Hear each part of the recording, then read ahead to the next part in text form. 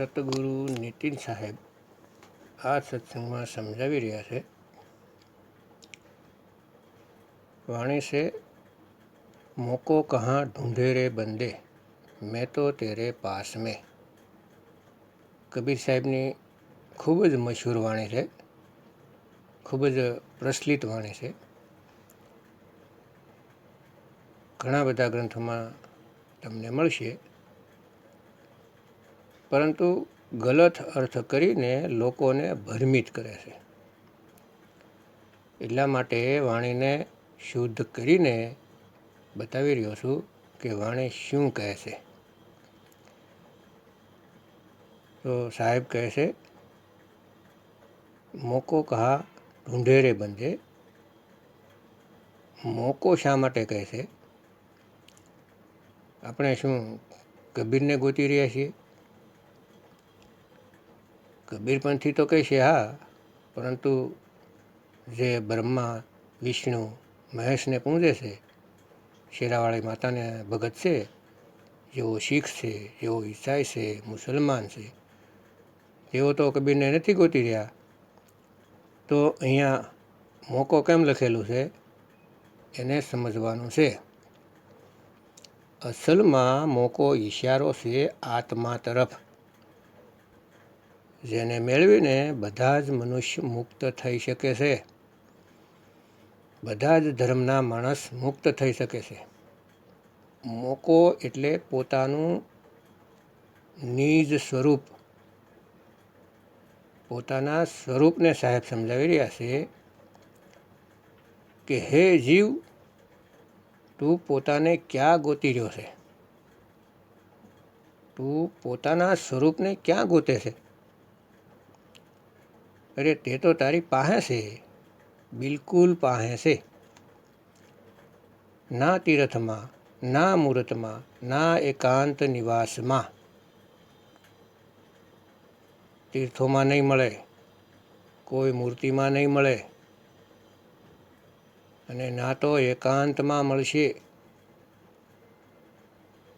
જેમ કે ગુફામાં બેસી ગયા, કોઈ જંગલમાં ચાલ્યા ગયા, કોઈ પહાડ ઉપર બેસી જાય છે, તો ત્યાં નહીં મળે. તે તારી એકદમ પાસે છે. તું જ્યાં છે ત્યાં જ. ઘરમાં બેઠો છો તો ઘરમાં જ મળી જાય. બહાર બેઠો છો તો બહાર જ મળશે. પરંતુ એના માટે સ્પેશિયલ ગોતવા જાઓ તો નહીં મળે. હવે કહેશે, ના મંદિર મેં, ના મસ્જિદ મેં, ના કાબે કૈલાશ મેં.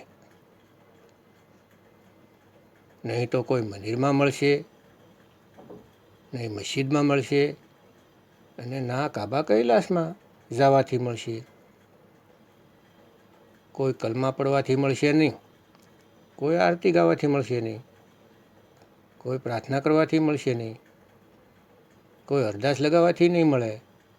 કેમ કે તે પોતે જ પ્રાર્થના કરી રહ્યો છે, તો તે ખુદને પ્રાપ્ત કરશે કે પ્રાર્થના કરશે?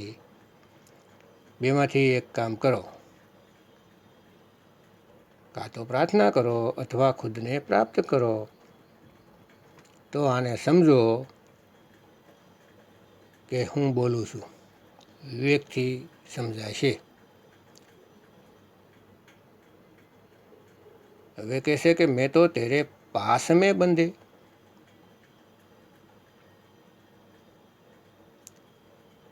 નામે જપ મેં, નામે તપ મેં, ના વ્રત ઉપવાસ મેં. હું કોઈ જપમાં નથી.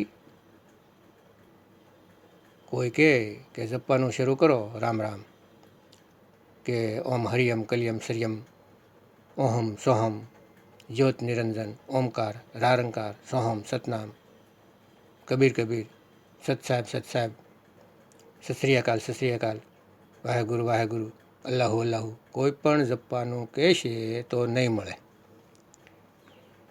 ના મેં તપ મેં, ના મેં જપ મેં. જપમાં તો છે જ નહીં,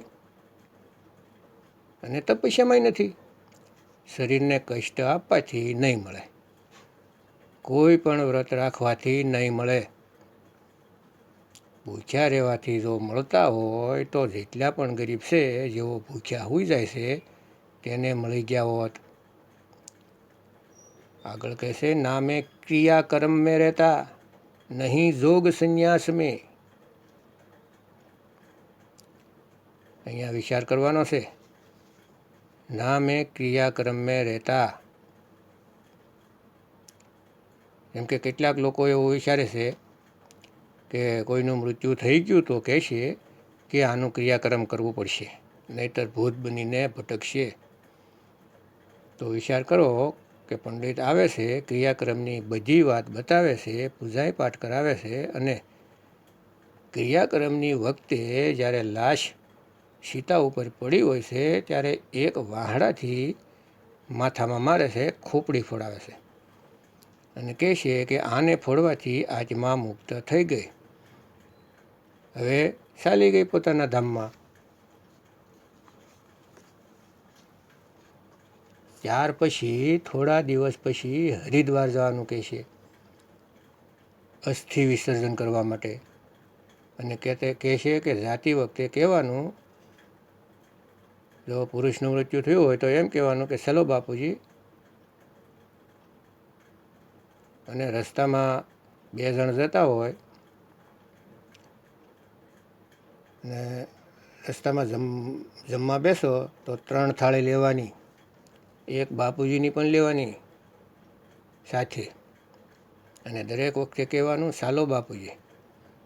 અને જ્યારે ત્યાંથી પાછા ફરો તો પાછું વાળીને જોવાનું નહીં, વાતો કરવાની નહીં, બાપાજીનું નામ લેવાનું નહીં, અને ત્યાં જ કહી દેવાનું કે બાપુજી હવે તમે અહીંયા રહો.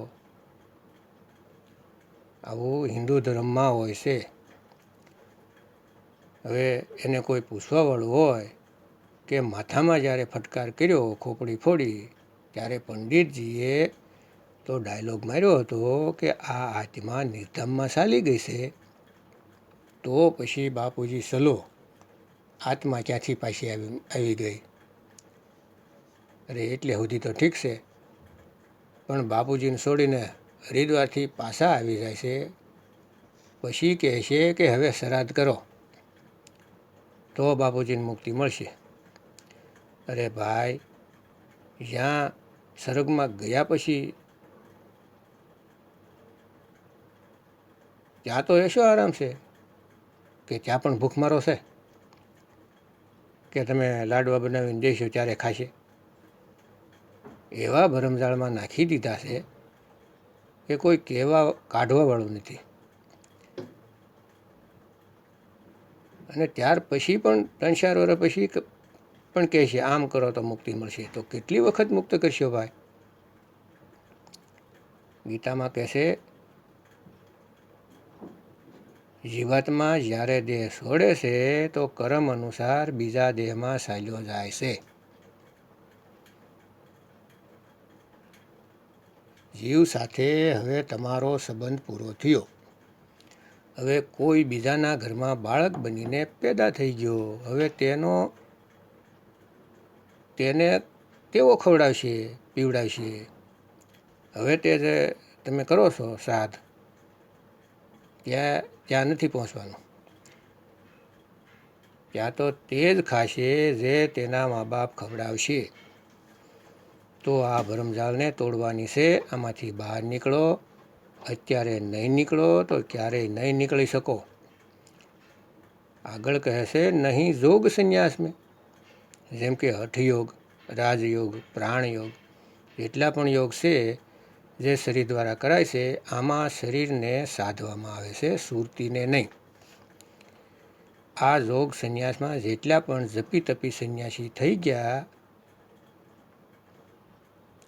જે બધા જ ફસાઈ ગયા અને પાછા ગર્ભમાં આવી ગયા. આગળ કહે છે, નહીં પ્રાણ મેં, નહીં પિંડ મેં, ના બ્રહ્માંડ આકાશ મેં. ના તો હું પ્રાણમાં રહું છું, ના પિંડમાં રહું છું, અને નથી બ્રહ્માંડમાં. અહીંયા બધું જ આવી ગયું, પ્રાણ, પિંડ, અંડ. કેમ કે જો પિંડે સો બ્રહ્માંડે.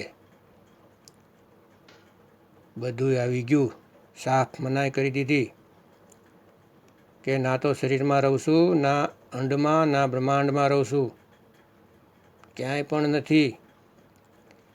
ઘણા એવા મળશે કે કહેશે કે પરમાત્મા પ્રાણમાં રહેશે. તો અહીંયા ના કહી દીધી, નહીં પ્રાણ મેં. કેટલાક કહેશે કે તમારા પિંડમાં એટલે કે શરીરમાં પરમાત્મા છે, તો ત્યાં પણ નથી. કોઈ કહે છે કે આકાશમાં, તો ત્યાં પણ નથી. તો બધી જ જગ્યાએ નથી, નથી, નથી. કેમ કે તે બધું બ્રહ્મ છે. આ બધી બ્રહ્મની જાળ છે. અહીંયા હું નહીં મળું. આગળ કહેશે, ના મેં ત્રિકુટી ભવર ગુફા મેં, નહીં શ્વાસો કી શ્વાસ મેં. એટલે કે ના તો ત્રિકુટીમાં છું. ભારતમાં એવા ઘણા પંથ છે જેઓ તીસરા નેત્રના નામે, શિવ નેત્રના નામે તમારું ધ્યાન માથામાં લગાવી દે છે. જ્યાં ઈંગલા પિંગલા સુષુમ્ના નાડી જાય છે, તે નાડીમાં તમારું ધ્યાન લગાવી દે છે અને તમને કહેશે કે અહીંયા પરમાત્મા મળશે, જ્યોત સ્વરૂપી. અહીંયા એક જ્યોત છે જે સોર, ઠગ, સાહુકાર, સાધુ, સંત બધાયમાં છે. તે જ્યોતના દર્શન કરવાના છે. તે જ્યોતમાં તમને ગુરુનું સ્વરૂપ મળશે અને તમે તે નૂરી સ્વરૂપના દર્શન કરીને મુક્ત થઈ જશો. આમ ભરમમાં નાખી દેશે, પરંતુ ભક્તો બિલકુલ નહીં. કબીર સાહેબ કહેશે કે ત્રિકુટી મધ્ય ધ્યાન લગાવે, કહો કहाँ को जाए, સુરતી સમાની અધા ધૂંધ में, और बिन जाने कहाँ जाए. ત્રિકુટીમાં ધ્યાન તો લગાવી દીધું, પણ જશો ક્યાં? ક્યાં જાઓ? જ્યારે ત્રિકુટી તો શરીરની અંદર છે અને શરીર તો એક દિવસ છોડવું પડશે. ત્યારે ક્યાં જશો? ચાલો અત્યારે તો માની લીધું કે ત્રિકુટીમાં ધ્યાન લગાવી દીધું, ત્રિકુટીમાં જ્યોત પણ જગાવી દીધી, બધું બરાબર છે. પરંતુ જ્યારે શરીર ખાલી કરવું પડશે, ત્યારે ક્યાં જશો? શરીરની બહાર તો નીકળવું જ પડશે ને, કે નહીં નીકળો? ક્યારેક તો શરીર ખાલી કરવું જ પડશે. ત્યારે ક્યાં જવાનું છે એનો વિચાર કરવાનો છે. દાખલા તરીકે કુતુબ મિનાર 5 માળનો છે. તમને અધૂરા ગુરુ મળ્યા, તેમણે શું કહ્યું કે સૌથી ઉપરના માળમાં પરમાત્મા રહેશે, ત્યાં જીવ રહેશે. નીચેના 4 માળ છોડીને સુરતીને ચડાવી દીધી ઉપર 5મા માળમાં અને બેસી ગયા. ત્યાં પ્રકાશ થઈ ગયો એકદમ ફર્સ્ટ ક્લાસ. તો આપણે નિડર થઈ ગયા કે આપણે આ માળને છોડીને નથી જવું, અહીંયા પરમાત્મા રહેશે. પગના અંગૂઠાથી સુરતીને ઉપર ત્રિકુટીમાં લગાવી દીધી, અંદર પ્રકાશ થઈ ગયો કે અહીંયા આપણને પરમાત્મા મળશે. અરે ભાઈ, જ્યારે તમને બહાર કાઢશે તો 5મો માળ પણ ખાલી કરવો પડશે. પછી ક્યાં જાઓ? જેમ કે ભાડાના મકાનમાં તમે બધો સામાન ફેલાવી દીધો, હવે જ્યારે મકાન માલિક કહેશે કે રૂમ ખાલી કરો, અને તમે બહાર રૂમ ગોતી નથી, જ્યારે બીજા રૂમમાં જવું પડશે, કેમ કે આને સત્ય માની બેઠા હતા કે આ શરીરમાં જ પરમાત્મા છે, આ જ મારું ઘર છે. આ કાસા ઘરને પોતાનું ઘર માની બેઠા હતા. એટલે તમે બધો સામાન નીચેથી ઉપાડીને માળિયામાં રાખી દીધો અને મકાન માલિકને કહેશો કે રૂમ તમારી ખાલી છે. અરે ભાઈ, તે માળિયો પણ રૂમમાં છે. જ્યારે ખાલી કરાવશે તો માળિયો પણ ખાલી કરવું પડશે. બહાર કાઢશે, હવે ક્યાં જાઓ? તો એ ઘરનો વિચાર કરવાનો છે જ્યાં જવા માટે આ ઘરને ખાલી કરવાનું છે. ત્રિકુટીમાં નથી ફસાવાનું. પૂરું ઘર ખાલી કરો. તેને જીવત મરના કહેવાય છે. જીવિત મરવાનો મતલબ છે જે સ્થિતિ મૃત્યુ સમયે હોય છે તે સ્થિતિ જીવતા જીવ પ્રેક્ટિસ કરો. અંત સમયમાં અંગૂઠાથી માથાની સોટલી સુધી આખું શરીર ખાલી કરવું પડશે. એને જીવતા પ્રેક્ટિસ કરો અને આખા શરીરને ખાલી કરો. આખા શરીરને ખાલી કરવાનું છે અને સુરતિ શબ્દમાં હોવી જોઈએ. જો સુરતિ શબ્દમાં હશે તો આખું શરીર ખાલી કર્યા પછી પણ તમે જીવિત રહેશો, કેમ કે તમે હંમેશા માટે જીવિત છો. તમને કોઈ મારી જ ન શકે. તમે અમર છો, પરંતુ તમે પોતાને શરીર સમજો છો, મન સમજો છો, એટલે કહો છો કે હું મરી ગયો, ડૉક્ટર સાહેબ મને બચાવો. અરે સ્વયં કાળ પણ તમને નહીં મારી શકે, કેમ કે તમે જન્મ મરણથી નિરાળા છો. તમે અમર છો, પરંતુ તમે ભૂલી ગયા છો કે હું અમર છું. હવે ગુરુ આવીને તમને અમરતાનું વરદાન આપે છે. સાહેબ કહે છે, હમના મરી હું સંસારા ઓર હમકો મિલા જીયાવનહારા. એટલે કે મને તે શબ્દ મળ્યો જે શબ્દનું સ્મરણ કરીને હું અમર થઈ ગયો છું. હવે હું જન્મ મરણમાં નહીં આવું. આ વાણી આપણા માટે બોલી છે. સાહેબે તેમના માટે નહીં. તે તો સ્વયં જ શબ્દ ગુરુ છે. હમ હૈ શબ્દ, શબ્દ હમ માહી, શબ્દ સે બિન ઓર કશું નહીં, શબ્દ હમારા રૂપ હૈ. સાહેબ કહે છે કે હું જ શબ્દ છું, પરંતુ જે વિરલા જાણશે તે જ ઓળખશે, નહીતર બધાના માટે દાસ છે. એક કવિ છે, એક સમાજ સુધારક છે, એક જુલાહા છે. આનાથી વધારે કાંઈ નહીં. પરંતુ જે જ્ઞાની હશે તે સમજશે કે તે જગતગુરુ છે, પરમપિતા પરમાત્મા છે. તે બધા જ જીવને સમજાવવા માટે આવે છે અને જે તેને સમજાઈ જાય છે તે તેના રસ્તા પર ચાલીને હંમેશા માટે જન્મ મરણથી આઝાદ થઈ જાય છે. આગળ કહે છે, નામે ત્રિકુટી ભવર ગુફા મેં, ના શ્વાસો કી શ્વાસ મેં. અહીં સ્પષ્ટ કહી દીધું કે હું શ્વાસમાં પણ નથી. કેમ કે કેટલાય લોકો વિચારે છે કે કબીર સાહેબે શ્વાસોના સિમરનની વાત કરી છે. શ્વાસ શ્વાસ મેં નામ લે, વીઠા શ્વાસ મત ખોય, ઓર ના જાને ઇસ શ્વાસ કા આवन હોય ના હોય. તો સીધું જ કહે છે કે શું ખબર શ્વાસ આવે કે ન આવે. હવે જે વસ્તુનો ભરોસો જ નથી તે વસ્તુની સાથે તમારી સુરતીને કેમ જોડી શકે? સાહેબ તો ક્યારેય નહીં, કેમ કે શ્વાસ એવો રસ્સી છે જે ગમે ત્યારે તૂટી શકે છે. તો ક્યાં પહોંચ્યો? તો જે રસ્સીને પકડો છો તે તૂટશે તો ક્યાં પહોંચશે?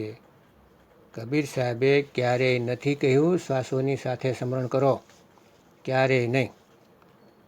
આગળ કહે છે, ચાચરી ભૂચરી છેછરી અગોચરી ઉન્મુની ઇન પાંચોं की गम नाही, अधर तान तानिए रेसक कुंभक पूरक को ढंग नाही. अरे पड़े गुने वाद करे कबहू नहीं मानिए, श्वासा का जाप करे झूठ सो बखानिए. अक्षर पार नि अक्षर भरपूर है, કહે કબીર સત્ય કર માનીએ. સાહેબ કહેશે, જેટલા પણ કથાવાચક છે જે રામજીની કથા યુગો યુગોથી સંભળાવી રહ્યા છે, કૃષ્ણ લીલા સંભળાવી રહ્યા છે, તેના ચક્કરમાં ન પડો. પડે ગુને વાદ કરે કબહુ ન માનીએ. और श्वासा का जाप को झूठ सो बखानीए। જે શ્વાસાના જાપ કરે છે તે પણ ખોટા છે, કેમ કે રસ્સી જ મજબૂત નથી જે તમને લઈ જઈ શકે। તમે કોઈ સમુદ્રમાં પડી જાઓ અને ત્યાંથી તમને બચાવવા હેલિકોપ્ટર આવે છે, જે રસ્સી તમને ચડાવે છે તે રસ્સી કમજોર હોય, ગમે ત્યારે તૂટી જાય એવી હોય, તો કઈ રીતે પાર થશો, કઈ રીતે બચશો? રસ્સી તો થોડી વારમાં તૂટી જાય, પછી પાછા નીચે પડી જાઓ। તો કબીર સાહેબ कमज़ोर रस्सी साथे नहीं जोड़ता भाई। कबीर साहब कैसे लो चुंबक की प्रीत यूं, लोह को ले तो उठाए, और ऐसा शब्द कबीर का काल से ले तो छुड़ाए। लोखंड ने उठावी ले से रस्सी वगर, आने समझो वगर रस्सीए लोखंड ने चुंबक उठावे से, एवी रीते रस्सी वगर सुरती ने शब्द उठावे से। कोई रस्सी ने पकड़ी ने सुरती ऊपर नहीं सड़े, बिल्कुल नहीं। जेम के शब्द विहंगम साल हमारी, कहे कबीर सतगुरु दे तारी, खुले कपाट शब्द जनकारी, और पिंड अंड से पार स्वदेश हमारा है, कर नैनो दीदार महल में प्यारा है। साहब कैसे जेम एक पक्षी जमीन थी उड़े से वगर रस्सीए सीधा आकाश में उड़ी जाए से, एवी रीते तमारी सुरतीने शब्द गुरु संभाळशे, खेंचशे, अने तेने कोई तोड़ी नहीं शकतुं। श्वासोनी रस्सीथी सड़शो तो श्वास गमे त्यारे रोकाई जाए, तूटी जाए, पछी हूँ करशो, क्यों नाम लेशो? साहेब कैसे सासा सिमरे घड़ी विचारे, लगन तत्व में राखे, और जिस दिन जीरा काल ग्रासे, कौन नाम ले पासे। જ્યારે કાળ આવશે ત્યારે શ્વાસની રસ્સી તોડી નાખશે, ત્યારે ક્યું નામ લેશો? આ બિલકુલ ગલત છે। જ્યાં કબીર સાહેબ એમ કહે છે, શ્વાસ શ્વાસ સિમરણ કરો, વૃથા શ્વાસ મત ખોય, એનો મતલબ છે કે આપણે આખો દિવસ કામ કરીએ છીએ અને આપણું ધ્યાન કામમાં હોય છે, પરંતુ આપણે એ ક્યારેય નથી વિચારતા કે આપણે આગળની શ્વાસ લઈએ। બધા જ કામ કરતી વખતે એ જ વિચારે છે કે આ કામ પૂરું થઈ જાય તો પેલું કામ કરું, પ્લાનિંગ કરો છો, પરંતુ શ્વાસ એક એવી વસ્તુ છે જે તમે પ્લાનિંગ વગર લઈ રહ્યા છો। વિચારવું નથી પડતું કે હું શ્વાસ લઉં। એવી રીતે સાહેબ કહેશે, તમે વિચારો નહીં પરમાત્માનું નામ ક્યારે લેવું, કે સવારે 2.5 કલાક અને સાંજે 2.5 કલાક? અરે ભાઈ, આ તો 24 કલાક થવું જોઈએ। સહજ યોગમાં 24 કલાક તમારી સુરતી શબ્દમાં લાગશે, જ્યારે પૂરા ગુરુ મળશે ત્યારે। અધૂરા ગુરુ તો કહેશે કે આરતી ગાઓ, માળા ફેરવો, 5 મંત્ર જપો, 8 મંત્ર જપો, પણ ભગવાનનું નામ પણ ફિક્સ કરી દીધા, અને આમ નહીં કરો તો ભક્તિ પૂરી નહીં થાય। બિલકુલ ગલત। સહજ યોગ હોય છે, બિલકુલ સહજ। ઉઠત બેઠત કબહુ ન છૂટે, એસી તાળી લાગી, આંખ ન મૂંદો કાન ન રૂંદો, તનિક કૃષ્ણ મત ધારો, ખુલે નયન પહેચાનો હસ હસ સુંદર રૂપ નિહારો। તો જ્યારે સદગુરુ મળે છે તો ભેદ મળે છે શબ્દનો, અને સુરતી તેને પ્રાપ્ત કરવામાં લાગી જાય છે।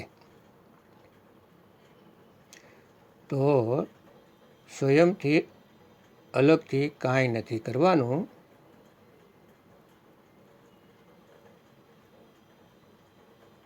પણ જો તમે બિલકુલ ફ્રી છો તો સહજતાથી બેસો અને જે ગુરુજીએ કહ્યું છે તે કરો, અને કોઈ પણ કામ કરો છો તે કરતા રહો, અને ગુરુજીએ કહ્યું છે તે સહજથી કરતા રહો 24 કલાક। અને જ્યારે તે પ્રગટ થશે ત્યારે તમારા મુખેથી નીકળશે વાહ, અને અંગ્રેજ હશે તો કહેશે કે વાવ, કેમ કે તે આનંદ છે, તે શબ્દ ગુરુનો આનંદ છે। પરંતુ તે પ્રગટ ત્યારે જ થશે જો તમને ભેદી સદગુરુ મળશે અને તમને તમારો જ ભેદ બતાવશે અને તમારી ભટકાવ ખતમ કરી દેશે. ક્યાંય નથી જવાનું. અરે ના કहीं જાના ના કहीं આના, આપે મેં આપ સમાના. આગળ કહેશે કે ખોજી હોય તુરંત મિલ જાઓ એક પલ કી તલાશ મેં. પરંતુ એક પલમાં કેમ મળશે તે જાણવું પડશે. જે ખોજી છે, જે ગોતતા હોય છે કે ક્યાં છે તેને તે જરૂર મળે છે. જેમ કે કોઈ કબીરવાણી ગોતતા હોય અને ગોતતા તેમાં નીતિન સાહેબનો સત્સંગ મળી જાય, માલિકની કૃપા થઈ કે સત્સંગ મળી ગયો, કેમ કે ગોતે છે. હવે રસ્તો મળી ગયો. હવે નીતિન સાહેબના સત્સંગ સાંભળીને ગુરુજી પાસે પહોંચ્યું તો શબ્દ મળશે. અને શબ્દ કોઈ આપી નથી શકતી કે કોઈ નામ આપી દીધું. તે શબ્દ તો તમારી પાસે છે. તે શબ્દ જ તમે છો. આગળ કહેશે, કહત કબીર સુનો ભાઈ સાધો મેં તો હું વિશ્વાસ મેં. જ્યારે ગુરુજી શબ્દ લખાવશે તો તમને આંખોથી કાંઈ દેખાશે નહીં. તમે વિચારતા હોય કે કોઈ ચમકતી ચીજ દેખાશે, તો બિલકુલ નહીં. ગુરુજી તમને એ શબ્દ લખાવશે જે પિંડ અંડ બ્રહ્માંડથી નિરાળો છે, જે અંદર નહીં બહાર નહીં. તે શબ્દ તમને લખાવશે તો તમારે જ્ઞાન દ્રષ્ટિથી તેને પરખવો પડશે.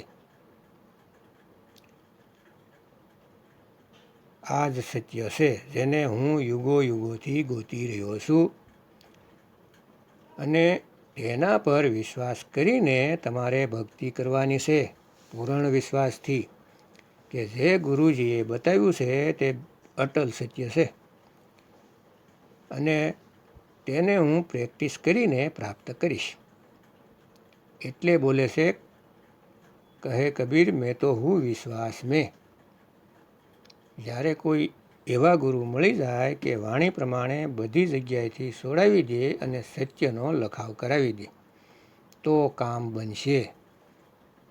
પણ વિશ્વાસ કરવો પડશે કે ગુરુજી કહ્યો તે બિલકુલ સત્ય છે. ત્યારે તમારી ભક્તિ શરૂ થાય. અત્યાર સુધી તો મનની કાલની જ ભક્તિ કરતા હતા. તો ભક્તો આને સમજવું પડશે. વાણી લઈને પણ જપાવતા રહે. સ્પષ્ટ લખેલું છે, નામે શ્વાસો કી શ્વાસ મેં. વાસ્યા પછી પણ શ્વાસમાં ફસાવી દીધા. ભક્તો ત્રિકુટીની સાફ ના કહે છે સાહેબ, તો પણ ત્રિકુટીમાં લઈ જાય છે. ત્રિકુટી જ કાળની જાળ છે, જેમાં બ્રહ્મા વિષ્ણુ મહેશ પણ ગયા પરંતુ નીકળી ન શક્યા. એવા સકવર્યું છે જેમાંથી આજ સુધી કોઈ નીકળી જ નથી શક્યું. એટલા માટે કબીર સાહેબ સ્વરૂપ છોડીને મનુષ્ય સ્વરૂપમાં આવીને જીવોને ચેતવવા પડ્યા. નહીંતર કબીર સાહેબને કોઈ જરૂર નથી.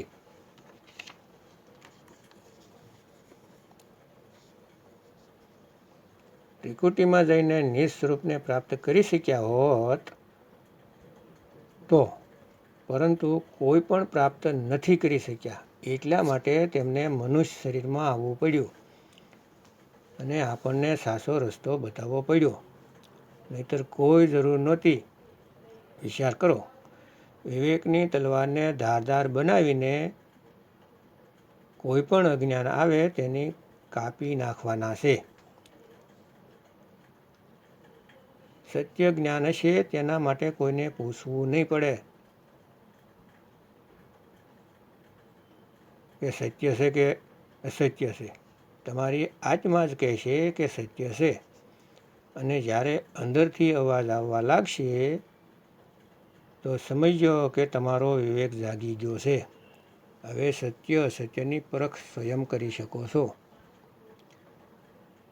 સ્વયં જ. બધા જ એવું વિચારીને બેઠા છે કે મારા ગુરુ મને પાર કરી દેશે. અરે પાર કઈ રીતે કરશે? તેની પાસે સત્ય વસ્તુ હશે તો પાર કરશે ને. હજારો ગુરુ છે, તમને પોતાના ગુરુ સિવાય કોઈ ગુરુ સત્ય લાગશે જ નહીં. તમારા કહેવાથી સાસા નહીં થાય. વાણીઓ સાથે મેસ કરીને જુઓ, વાણી શું કહેશે અને તમારા ગુરુ શું કહેશે. વાણીમાં સાફ લખ્યું છે, નામે જપ મેં. जप मतलब के करोड़ों नाम, कोटि नाम संसार में, इनसे मुक्ति न होय। और गुप्त नाम सतपुरुष का पावे बिल्ला कोई. करोड़ों नाम जपी लो तो पण ते वस्तु नहीं મળે, નહીં મળે, નહીં મળે. કેમ કે તે ગુપ્ત વસ્તુ સ્વયં તમે છો. તમને કોઈ નામ જપાવે કે તમારી પ્રાપ્તિ થઈ જાય. કોનું નામ જપશો? ખુદને પામવા માટે તો વિવેક લગાવો. ખુદને મેળવવા માટે કોનું નામ જપશો? કોઈનું પણ નહીં જપવું પડે.